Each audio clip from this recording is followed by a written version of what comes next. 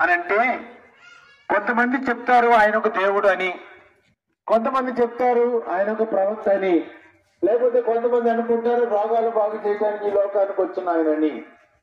కానీ యేసుక్రీస్తు ప్రభు ఎవరు అనంటే, పాపులను రక్షించడానికి లోకానికి వచ్చిన దేవుడు. దేవుడు అంటే ఎలాంటి దేవుడు? ఆది యందు దేవుడు భూమి ఆకాశములను ఆయన సృజించినటువంటి దేవుడు. అవునండి, సమస్తము ఆయన మూలముగా కలిగింది, కలిగి ఉన్నది ఏది ఆయన లేకుండా కలగలేదు. కాబట్టి యేసుక్రీస్తు ప్రభు ఆయన సర్వలోకాన్ని సృజించిన సృష్టికర్త, పరలోకమందున్న దేవుడు. 2024 సంవత్సరాల క్రిందట ఈ భూలోకానికి మానవుడిగా ఆయన వచ్చారు. ఎందుకంటే పాపులను రక్షించడానికి. మరి పాపులు ఎవరు అని అనుకోవచ్చు. ఏ భేదము లేదు, అందరూ పాపము చేసి దేవుడు అనుగ్రహించే మహిమ పొందుకోలేకపోతున్నారు. మానవులుగా జన్మించిన ప్రతి వ్యక్తి కూడా మరి పాపములో పుట్టాడు కాబట్టి మానవుడు పాపి అయ్యాడు. ఒక ఆయన అంటున్నాడు, నా తల్లి గర్భంలో ఉన్నప్పుడే నేను పాపిగా ఉన్నాను, నన్ను కన్నది పాపములోనే నా తల్లి నన్ను గర్భము ధరించింది, నేను పాపములోనే పుట్టినవాడును అని చెప్తున్నాడు. కాబట్టి మానవుడు తల్లి గర్భంలో నుండి జన్మించినప్పుడే పాపిగా జన్మిస్తా ఉన్నాడు. ఇది జన్మ పాపం. ఈ పాపము నా మీదకి ఎందుకు వచ్చింది, నేను ఏ పాపం చేయలేదు అని అనుకోవచ్చు మానవుడు. ఎందుకంటే ఒక మనిషిని ద్వారా పాపము ద్వారా మరణం లోకంలోనికి ఎలాగొచ్చునో, మనుషులందరూ పాపం చేశారు కాబట్టి మరణం అందరికీ సంప్రాప్తమై నుండి సంక్రమించింది. ఆదిలో ఆది మానవుడైనటువంటి ఆదాము ద్వారా వచ్చిన పాపము ప్రతి మానవుడి మీదకి ఉంది. కాబట్టి పాపానికి జీతము మరణం, అది రెండవ మరణం. ఈ లోకంలో మానవుడు చనిపోతే రెండవ మరణం అగ్నిగుండానికి వెళ్ళిపోతున్నాడు. కాబట్టి ఈ జన్మ కర్మ పాపానికి వచ్చే ఫలితం ఏమిటంటే భయంకరమైన అగ్నిగుండం, పాతాళం, నరకం.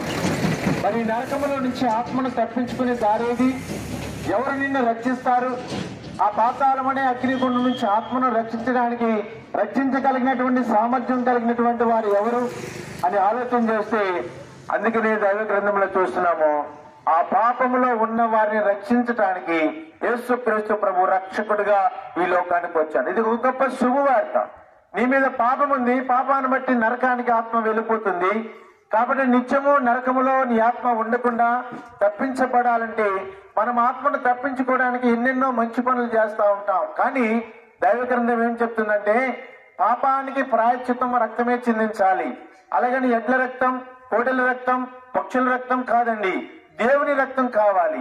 అది పరిశుద్ధమైన రక్తమై ఉండాలి. యేసుక్రీస్తు ప్రభు దేవుడు, ఆయన పరిశుద్ధుడు, పాపము లేని దేవుడు, పాపములో పుట్టలేదు, పాపము చేయలేదు. కాబట్టి ఆయన పరిశుద్ధతలో పరిపూర్ణుడైన దేవుడు.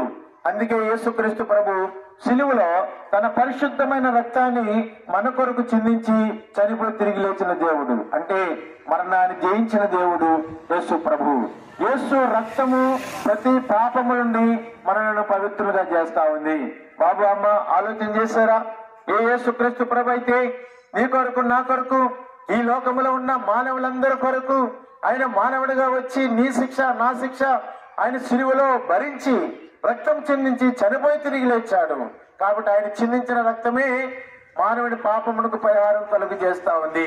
నీ ఆత్మ నిత్యరాజ్యము చేరాలంటే, నరకము నుంచి తప్పించబడి స్వర్గమనే పరలోక రాజ్యంలో ఆత్మ చేరాలంటే ఆ యేసు ప్రభును నమ్ముకుంటే చాలండి. అలా నమ్ముకోవాలంటారేమో, యేసయ్యా నేను పాపని, నన్ను రక్షించడానికి రక్షకుడిగా వచ్చి చనిపోయి తిరిగి లేచిన దేవుడు అని నేను నమ్ముతున్నాను, నా పాపాన్ని క్షమించండి అంటే చాలు. ఆ యేసు ప్రభు గొప్ప ప్రేమతో నీ పాపాన్ని ఆయన క్షమిస్తున్నారు. కాబట్టి గొంతులో ప్రాణం ఉండగానే ఆ యేసు ప్రభుని నమ్ముకుని పరలోక రాజ్యానికి వారసులు కండి. మేము నమ్మం, ఆ ప్రభుని నమ్మం, పరలోక రాజ్యంలో మేము ఉండబోతున్నామని నిరీక్షణ కలిగి ఈ గొప్ప రక్షణ శుభవర్తమానమైన మాటలు మీ దగ్గరికి తీసుకుని వచ్చాము. మీరు నమ్మి రక్షించబడి బాప్తిస్మం పొంది నిత్య రాజ్యమునకు వారసులు కండి. దేవుడు మిమ్మలను, మీ కుటుంబాలను, గ్రామాన్ని దీవించి రక్షించును గాక. ఆమేన్.